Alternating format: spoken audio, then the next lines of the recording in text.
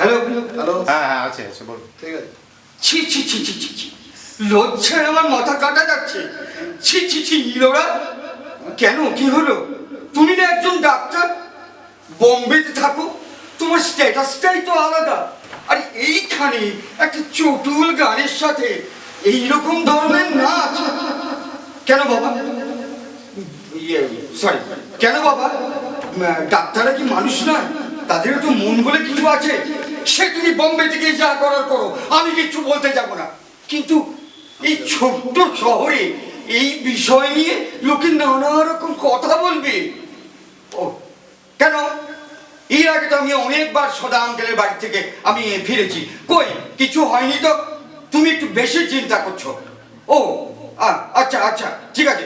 দেখো বাবা, এই স্ট্যাটাসের বর্ম পরে আমি নিজেকে নিয়ে চলতে পারবো না। Sorry, impossible.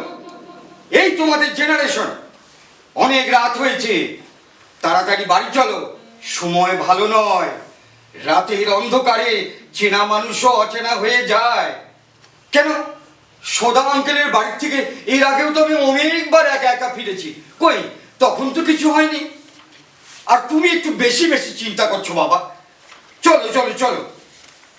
ও বাবা, তুমি ঠিকই বলেছিলে, সময়ে বড়দের কথাও শুনে চলতে হয়।